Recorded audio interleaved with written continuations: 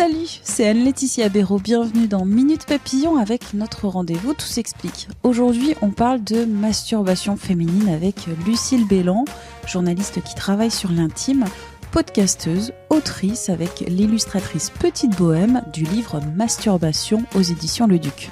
C'est un ouvrage illustré qui propose 40 suggestions de masturbation, seule ou à deux, pour mieux connaître son corps, découvrir, vivre sa sexualité avec respect, plaisir, curiosité, complicité. Je me posais la question, est-ce que la masturbation féminine est toujours un tabou ? Selon un sondage de l'IFOP en 2017 sur le plaisir féminin, 3/4 des femmes, 95% des hommes interrogés confiaient s'être masturbés au moins une fois dans leur vie. La pratique tend d'ailleurs à se banaliser depuis une trentaine d'années. J'avais hâte de parler de ces sujets avec Lucille Béland à 20 minutes. Et avant de commencer l'entretien, patatras, j'oublie la carte d'enregistrement. Donc, merci à Lucille Béland qui a été très patiente et compréhensive face à ma petite montée de stress. On passe maintenant aux questions. Lucille Béland, la masturbation féminine est-elle toujours un tabou ? C'est pas tabou de faire un livre sur la masturbation aujourd'hui, alors qu'on voit le mouvement féministe aussi s'approprier toutes les questions de sexualité et d'intimité. C'était pas le cas il y a 10 ans, ou beaucoup moins le cas, mais aujourd'hui, on le voit avec les jeunes féministes, avec les comptes Instagram. On a du contenu sur la sexualité qui a des visées d'enlever des tabous, de faire sauter des verrous, de parler de sexualité inclusive, LGBT. Donc, on est de moins en moins dans quelque chose qui relève du tabou. Par contre, que les gens parlent de leur masturbation et se posent des questions sur leur propre pratique, on n'y est pas encore totalement. C'est-à-dire que sur la théorie, on a de plus en plus de contenu. Quand on se rapproche de soi, en fait, c'est beaucoup moins évident. Globalement, on a aussi affaire à des années, des décennies de déconstruction sur le rapport à la masturbation des femmes, parce que une majorité de femmes se sont déjà masturbées. C'est pas une pratique qui est totalement dans les mœurs. Alors que statistiquement aussi, on sait qu'elles ont du plaisir en se masturbant et que ça n'est pas forcément le cas. Elles n'ont pas autant de plaisir avec un partenaire, par exemple, dans le cadre de la relation hétérosexuelle. La masturbation est plus satisfaisante pour les femmes que le rapport sexuel hétérosexuel, mais il y a plein de raisons qui font que les femmes se masturbent peu, alors moi je vais dire pas forcément bien, mais dans le sens à cause d'un défaut d'éducation sur la question, et de raisons aussi pour lesquelles se masturber, c'est-à-dire qu'on ne sait pas quels sont tous les bienfaits de la masturbation, et il y en a régulièrement. Il y a des études qui sortent pour dire, là il y en a une très récemment, ils ont étudié les bénéfices de la masturbation et de l'orgasme pendant les douleurs de règles, pour se rendre compte que c'est quelque chose qui permettait de faire passer les douleurs de règles à la pratique. Il y a plein de femmes aussi qui le pratiquent pendant les migraines. Ça peut aussi avoir des effets sur le stress, la gestion du stress, des angoisses. Mais en face de ça, quand on est trop stressé, quand on a trop d'angoisse et quand on a trop de charge mentale dans la vie, on n'a pas le temps et pas l'envie de se masturber. Donc c'est quelque chose qui nécessite beaucoup d'ajustements et beaucoup, je pense, encore de discussion globale. C'est-à-dire, est-ce qu'on laisse la place aux femmes déjà de penser leur sexualité ? Est-ce qu'on leur donne suffisamment d'éléments pour le faire ? Et est-ce qu'on leur donne suffisamment de temps et d'énergie pour le faire aussi ? Je reviens à cette étude 2017, sondage de l'IFOP sur le plaisir féminin. Cette enquête disait qu'il y a peu de communication dans le couple à propos de la masturbation des femmes. 45% des femmes, c'est-à-dire à peu près une femme sur deux, n'en a jamais parlé à son ou sa partenaire, et ce sont les 18-25 ans qui en ont parlé le plus. Est-ce que le vrai problème, peut-être plus que la pratique de la masturbation, c'est la discussion, la communication, le fait que les femmes ne parlent pas de leur masturbation? Pas entre elles, alors qu'en l'occurrence, il y a beaucoup d'intérêt à parler entre nous, entre femmes, de la masturbation et de nos corps, de la façon dont on se sent, de la façon dont on évolue. On se rend compte sur des générations, sur des femmes qui vont être quinquas, sexagénaires, qu'elles ont personne à qui parler de leur ménopause, de leurs soucis, de la façon dont leur sexualité se change aussi, en bien ou en mal. Il y a vraiment un défaut de communication globale au niveau de la société. Les femmes ne parlent pas entre elles. Et dans le couple, il y a cette espèce de cliché, mais qui va avec un cliché plus global encore, c'est normal que les hommes se masturbent. C'est même naturel, c'est sain. Un homme qui se masturbe, c'est parce qu'il est en bonne santé. Une femme qui se masturbe, c'est parce qu'elle n'est pas assez épanouie sexuellement. C'est-à-dire qu'aujourd'hui, dans le couple hétérosexuel, une femme qui dit moi je me suis masturbée ce matin, c'était cool, son conjoint va la regarder genre quand est-ce qu'on a fait l'amour la dernière fois ? Est-ce que je t'ai pas fait jouir ? Qu'est-ce qui se passe ? C'est quoi le problème ? Machin. On a encore ces clichés-là très très forts, c'est-à-dire qu'une femme ne remettra jamais en cause le fait que son conjoint se masturbe. C'est vraiment mais très normal, ou qu'il ait du désir, ou qu'il ait une érection le matin, enfin ce genre de choses est communément admis par la société tout entière. Par contre, le rapport à la sexualité aux femmes, à leur désir, au fait qu'elles puissent en avoir envie pour elles ou pour plein de raisons et s'offrir ce temps-là pour elles, c'est tout de suite la remise en cause de la sexualité à deux. Et c'est pour ça que le livre, je l'ai pensé comme ça en 2 parties. C'est-à-dire qu'il y a une partie du livre sur la sexualité seule, parce que la masturbation c'est d'abord toute seule, et une deuxième partie sur la sexualité et la masturbation à 2, parce que je pense qu'on peut utiliser la masturbation comme pratique solo, comme outil de communication et de développement de la sexualité à 2, pour sortir de la pénétration toute puissante, pour sortir de la pression sexuelle aussi, où il faut être disponible physiquement à 100% tout le temps. Et en l'occurrence dans la vie, on le sait, il y a des tas de moments où on n'est pas apte à faire la brouette thaïlandaise, où on peut pas même se faire pénétrer, c'est difficile.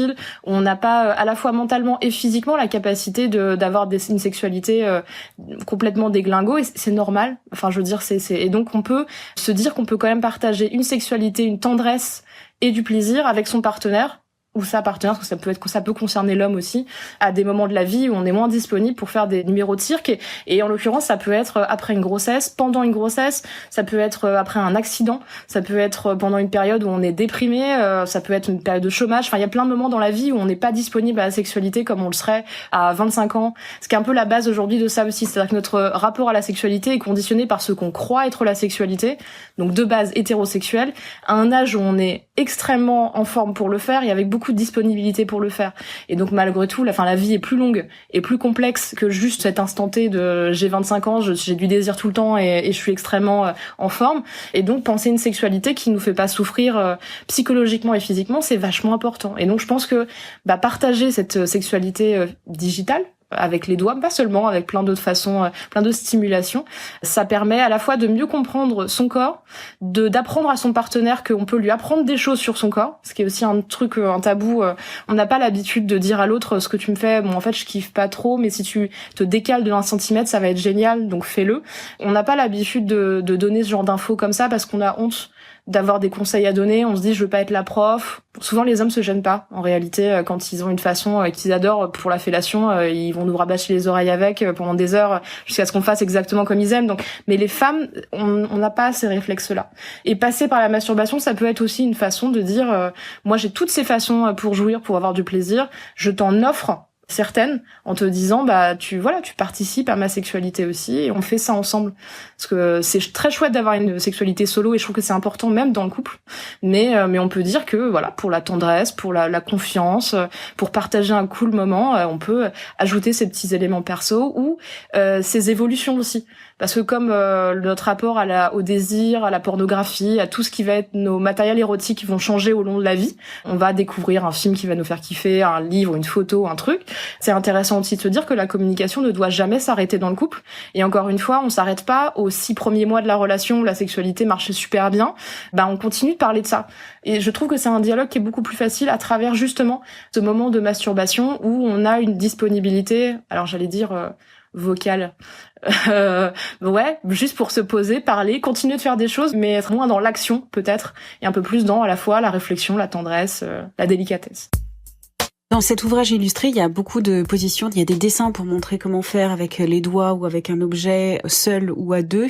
Est-ce qu'il y a une recette miracle, une méthode miracle pour atteindre l'orgasme ? Il n'y a pas de méthode miracle dans le sens où le clitoris, on sait comment il est fait, donc on sait plus ou moins aussi comment il peut fonctionner. Donc en fait, mécaniquement, on commence à avoir des informations qui sont qui explique que certaines stimulations marchent mieux que d'autres. Malgré tout, le corps des femmes est ainsi fait que ça va aussi avec notre histoire de la sexualité, avec notre rapport à la sexualité, la façon dont on est plus décomplexé, les clichés aussi qu'on peut trimballer tout au long de notre vie, nos complexes. Donc en fait, malgré tout, il n'y a pas de formule magique, sinon ce serait trop simple. Il y a aujourd'hui des sextoys qui fonctionnent de manière assez efficace sur à peu près toutes les femmes, mais parce qu'ils fonctionnent de manière purement physiologique. C'est le cas les womanizers, ce genre de choses qui vont être des objets qui sont pensés exclusivement pour la stimulation clitoridienne et du gland du clitoris, et qui par des vibrations, par des effets d'air vont créer une stimulation extrêmement localisée, donc qui marche, qui fonctionne. L'orgasme arrive très très vite pour la plupart des femmes. Après, c'est pas un orgasme qui chez toutes les femmes va être satisfaisant.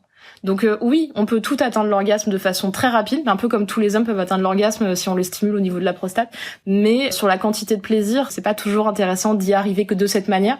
Et moi, je crois même que 1 heure de stimulation dans laquelle on prend du plaisir, mais sans atteindre l'orgasme, peut être plus satisfaisante qu'un orgasme en 3 secondes qui n'aura aucune montée, qui va juste nous scier les pattes et potentiellement va avoir aussi moins d'effet, par exemple, sur ce que le corps va nous envoyer comme hormones aussi, parce que il y a besoin aussi que toute la machine se mette en route.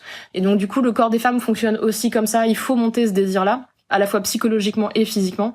Malgré tout, je pense que c'est à toutes les femmes d'essayer de se concentrer sur le fait que comment est fait un clitoris, comment leur corps est fait aussi, parce que ça peut aussi être différent pour des femmes qui vont être plus grosses que d'autres, pour des femmes qui vont être handicapées, ou pour des femmes qui vont pas forcément avoir envie de voir certaines parties de leur corps pendant la masturbation parce qu'elles ont des normes complexes, donc il faut qu'elles s'adaptent.